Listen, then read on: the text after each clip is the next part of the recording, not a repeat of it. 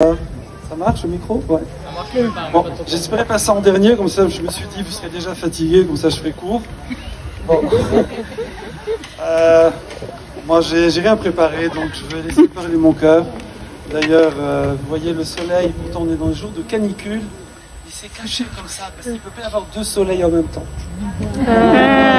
Et vraiment, quand j'ai écouté votre discours, ça m'a fait envie. Je me suis dit, j'aurais bien voulu enregistrer moi aussi, parce que ça va être très dur de parler tellement l'émotion est grande. Alors, Tamar, c'est une histoire qui a été très courte, mais très très intense. Ça veut dire qu'elle est arrivée plus près, voilà. Vous avez loupé le début ou c'est bon? Non, c'est bon. Elle est arrivée au centre Olami Saint-Mandé, je ne fais pas de publicité. C'est un centre pour les jeunes, et c'est un peu comme une famille. J'ai fait comme une... C'est un peu comme une famille. Et Tamar est arrivée, et je vais dire ce qui s'est passé quand elle est arrivée, ne vous inquiétez pas. Mais un mois après qu'elle soit là, un jour on s'est posé comme ça, elle m'a dit, j'ai l'impression d'être là depuis 6 mois. Et moi aussi je lui dis, j'ai l'impression aussi. Pourquoi? Tellement elle nous a apporté. Tellement elle nous a apporté. Je vous ai dit, j'aurais dû enregistrer. Vraiment elle nous manque énormément. Parce qu'elle est arrivée avec une délicatesse, une intelligence, une doucha. C'était vraiment chaque chose est un don. Un don, ça veut dire tout le temps en train d'essayer de scanner comme ça et de voir qu'est-ce que je peux apporter aux autres. Alors elle nous a comblé, enfin elle a comblé les filles. Hein. Cours de théâtre pour les filles, avec la fille sur la porte, ne pas descendre. Il y a quand même qui essayait, hein, c'est normal, je comprends. Ensuite, cours de yoga, les filles, évidemment, voilà. Smoothie, allez, smoothie. Voilà, par contre, c'est aussi pour les garçons. Donc on a profité, voilà, ça on a profité.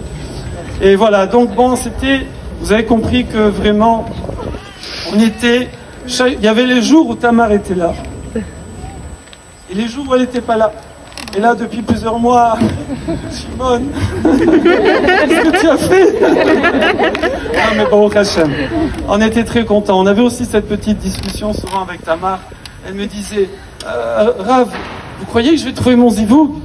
Et moi, je lui disais, non, mais je ne crois pas du tout, j'en suis sûr. Bon, Hachem. Mais quand même, j'étais un petit peu inquiet, mais je ne lui montrais pas. Je ne lui montrais pas, non, la vérité, parce que je me demandais comment elle va trouver un khatan à la hauteur. Comment? Non, sérieux, j'assure. Shimon il sait parce que on a eu des entrevues en privé tous les deux avant, parce que Tamar m'a dit j'aimerais bien que vous voyiez mon futur khatan. Donc on s'est vu en tête à tête. Je vais raconter rapidement. Ouais. Ensuite on s'est vu tous les trois et après secrètement on s'est vu tous les deux. Voilà. Et effectivement, j'avais un petit peu cette inquiétude. Et je me suis dit, bon, c'est pas grave, il grandira après, ta mère, elle va le prendre, elle va, voilà. Mais, je vous dis la vérité, j'exagère pas, c'est pas une blague. Lorsque Shimon s'est présenté au local, on l'a mis Saint-Mandé, lorsqu'il s'est présenté devant la porte vitrée, moi j'étais à l'intérieur, il était à l'extérieur, je l'ai vu, c'est pas une blague, j'assure, j'étais renversé. J'ai vu son sourire, j'ai vu son regard, c'est lui. Je ne suis pas prophète, je ne suis pas rien du tout, mais vraiment, après on s'est assis et je suis allé d'émerveillement, merci beaucoup monsieur, d'émerveillement en émerveillement, et ça n'a fait que continuer à toutes nos entrevues, et vraiment je me suis dit, Baruch Hashem, Akadosh Baruch Hu, il vous a envoyé vraiment votre zivouk, Shimon, vraiment, je pense que les premiers rabbins ont parlé de toi. Notre ami aussi, Chai, va parler de... Non, tu vas pas parler, non? Alors, donc je reviens sur Tamar. Alors après, à part évidemment la joie, à part ce chesed, à part ce don de soi comme ça, cette bonté qu'il y a dans chacune de ses paroles, dans son regard, dans son rapport avec les autres, il y a quelque chose qui m'a épaté chez Tamar. Épaté. Je pense que tu as vu tout ça, hein, mais bon, ça fait du bien quand même de... Hein, voilà. Vous savez, quand des fois, depuis longtemps, j'ai pris un minag, une habitude, c'est quand mes filles me demandent, papa, tu veux de la glace? Et bon, je fais attention un petit peu, là j'ai repris, je suis désolé. Mais qu'est-ce que je réponds? D'habitude, qu'est-ce qu'on répond? Oui. Non, j'en veux pas. Moi je réponds, j'en veux, mais j'en prends pas. J'en veux, mais j'en prends pas. D'accord? Pour montrer qu'on ne peut pas avoir tout ce qu'on veut dans la vie. Oui. Et qu'est-ce qu'on peut souhaiter à un couple? Évidemment, comme a dit le Rav tout à l'heure, je résiderai parmi vous, je vais la shrina dans le couple. Oui. Eh bien, le Siftei Chaim explique, c'est quoi la shrina? C'est quoi la présence divine? Ça paraît très théorique comme ça.